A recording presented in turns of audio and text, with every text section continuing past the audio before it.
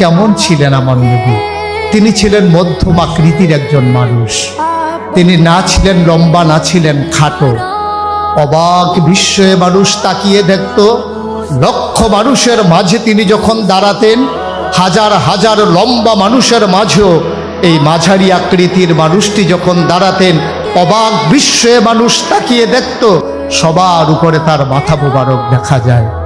সবাইকে পেছনে ফেলে, সবাইকে নিচে ফেলে তার মাথা মোবারক সবার উপরে দেখা যায়। তার চুলগুলো ছিল হালকা হালকা কোঁকড়ানো। তৈল দিয়ে কখনো বা চুলগুলো যখন আঁচড়াতেন, অবাক বিস্ময়ে মানুষ তাকিয়ে দেখত। মনে হতো চুলের মাঝে যেন মৃদুমন্দ ঢেউ দেখা যায়। কপাল ছিল তার চওড়া, ভ্রুগুলো ছিল তার জোড়া ভ্রু। তার চোখের পাতাগুলো ছিল গোলাপি রঙের এক একটা পাপড়ির মতো। কখনো বা যখন তিনি চোখের পলক ফেলতেন, অবাক বিস্ময়ে মানুষ তাকিয়ে দেখত। মনে হতো মৃদুমন্দ বাতাসে ফুটন্ত গোলাপের এক একটা পাপড়ি যেন দোল খাচ্ছে। তার চোখের সাদা অংশ ছিল রক্তিমাভ সাদা, কালো অংশ ছিল তার কৃষ্ণ কালো। কখনো বা যখন তিনি চোখের পলক ফেলতেন, মানুষগুলো অবাক বিস্ময়ে তার দিকে তাকিয়ে থাকতেন। তার নাক ছিল খাড়া, নাকের ছিদ্রগুলো ছিল ছোট ছোট, আর ঠোঁটগুলো ছিল তার গোলাপি রঙের। ঠোঁটের উপরেই ছিল তার চিকন সরু গোঁফ।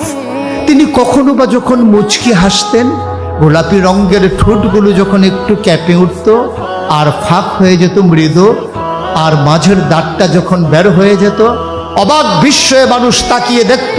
মনে হতো গোটা পৃথিবীতে যেন বিজলি চমকিয়েছে। এ ছিল তার সৌন্দর্যের আধার। তিনি কখনো বা যদি হেঁটে যেতেন কোনো মেঠু পথে, মরুপ্রান্ত দিয়ে তিনি যখন হেঁটে যেতেন, মানুষগুলো তার পেছনে পেছনে হাঁটত। এক মাস পরে কোনো এক সাহাবা যখন ওই পথে আবার আসতেন, ওই পথের ওই জনপদের মানুষগুলোর কাছে জানতে চাইতেন, এ পথ কি মারিয়েছেন আমার নবী? কখনো কি এ পথে হেঁটে গেছেন আমার নবীজি? অবাক বিশ্বে ওরা জানতে চাইতো, তুমি কেমন করে বুঝলে? তিনি তো এক মাস আগে এই পথে হেঁটে গেছেন।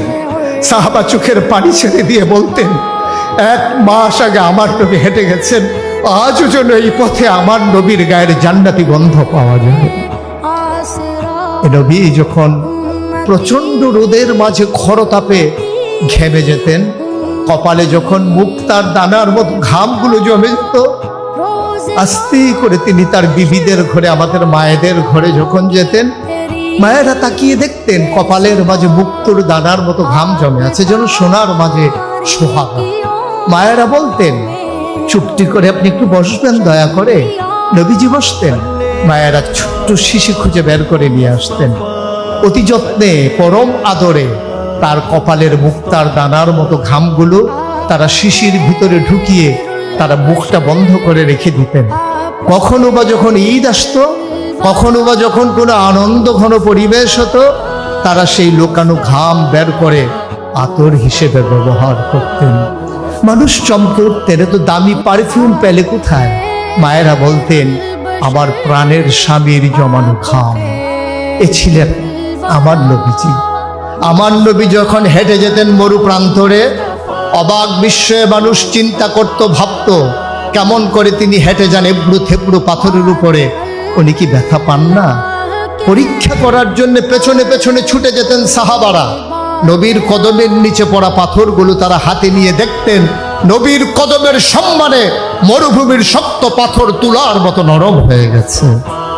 তিনি যখন হাঁটতেন মরু প্রান্তরে, মাথার উপরে যখন সূর্য দাঁড়িয়ে থাকত, তখন আল্লাহ রসুল সাল্লাল্লাহু আলাইহি ওয়াসাল্লাম সেই সূর্যের আলোর নিচে দিয়ে যখন হাঁটতেন, মানুষগুলো হাঁটতে যখন ভয় পেত, মনে হতো সেই তপ্ত মরু বালুর মাঝে ধান দিলে ক্ষয় হয়ে যাবে, চাল দিলে বুড়ি হয়ে যাবে।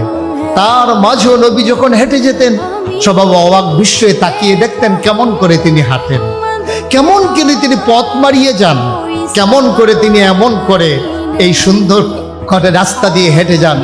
গরম লাগে না? তার কি অস্বস্তি হয় না? সবাই উপরের দিকে তাকিয়ে দেখত, মেঘমালা আমার নবীর মাথার উপরে ছায়া দিয়ে দিয়ে এগিয়ে যায়। ছিলেন আমার নবী। এ নবী কেমন ছিলেন? এটা ছিল বাহ্যিক অবয়ব। যদি তার আসল সৌন্দর্য আমরা অবলোকন করি, তাহলে তার সূরতের সাথে তার সিরতের অপূর্ব সমন্বয়। যেমন ছিল তার সূরত, তেমন ছিল তার সিরত।